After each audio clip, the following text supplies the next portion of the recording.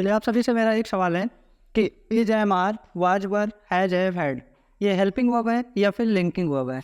यानी मेरे कहने का मतलब है कि इसको हेल्पिंग वर्ब कब बोला जाता है और लिंकिंग वर्ब कब बोला जाता है। चलिए मैं बता रहा हूँ आपको। देखिए, ये सभी इनको हम हेल्पिंग वर्ब भी बोल सकते हैं और लिंकिंग वर्ब भी बोल सकते हैं। लेकिन अगर मैं कहूँ कि स्टैंडर्ड वे क्या है इसको जानने का, तो यहाँ पे गौर करिएगा कि जब इज एम आर जब सब्जेक्ट और कॉम्प्लीमेंट को आपस में लिंक करने का काम करे, तब इसको हम क्या बोलते हैं? Linking verb. अब सवाल ये कि कॉम्प्लीमेंट क्या है, ध्यान करिएगा कि यहाँ पे लिखा है स्मार्ट। तो जब सब्जेक्ट के बाद आने वाला वर्ड, ये है सब्जेक्ट और ये है वर्ब और ये है कॉम्प्लीमेंट, यानी कि वर्ब के बाद आने वाला वर्ड और वर्ब के पहले आने वाला वर्ड दोनों सेम चीज़ ही हो। जैसे कि वह भी वह है और स्मार्ट भी कौन है? वह है। यानी स्मार्ट और वह दोनों एक ही लोग हैं, तो इनको बोला जाता है कॉम्प्लीमेंट। बट अगर ये होता he plays cricket, he plays cricket, तो यहाँ पे देखिए ही और क्रिकेट, यानी वर्ब के पहले वाला वर्ड और वर्ब के बाद वाला वर्ड ये दोनों डिफरेंट हैं। यानी कि क्रिकेट कोई दूसरी चीज़ है और ही कोई दूसरी चीज़ है, तो ये क्या हुआ? एक ऑब्जेक्ट हुआ।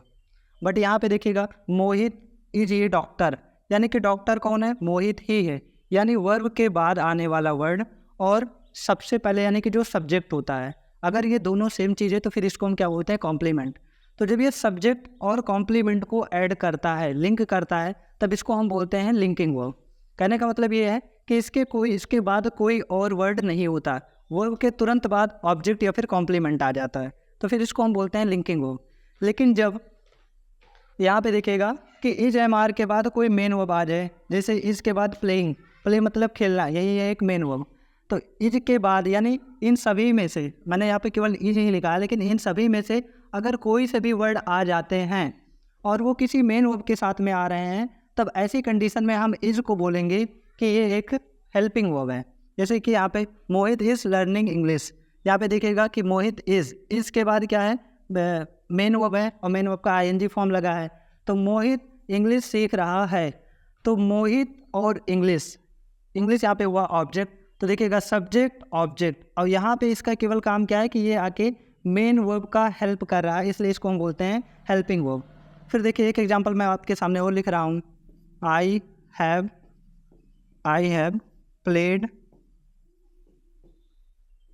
Played chess. मैंने आपके सामने एक एग्जांपल और लिखा, यहाँ पे हैव भी ले लिया ताकि आपका डाउट और अच्छे से क्लियर हो सके। देखिए अब मैं चेस खेल चुका हूँ, यानी कि हैव के साथ में यहाँ पे क्या आ गया? मेन वर्ब आ गया, तो इसको यहाँ पे क्या बोला जाएगा? Helping verb. बट अगर अकेले ही आ जाता कि आई हैव ए कार, तो यानी कि देखिए हैव के साथ में कोई मेन वर्ब नहीं है, इसलिए इसको हम क्या बोलेंगे? Linking verb. तो ये टॉपिक आपको कैसा लगा कमेंट में ज़रूर बताइएगा। लेकिन हाँ, अभी आपसे मेरा एक और वो है कि ये चीज़ तो मैंने बता दिया कि helping verb versus linking verb. But अगर मैं आपसे पूछूं कि helping verb versus auxiliary verb, helping verb versus auxiliary verb, ये क्या है? क्या हम is am are was were इनको ऑक्सिलरी वर्ब भी बोलते हैं? अगर नहीं जानते हैं तो आप हमारे नेक्स्ट वीडियो को आप देख लीजिएगा, वो आपको बहुत जल्दी वो वीडियो मिल जाएगी।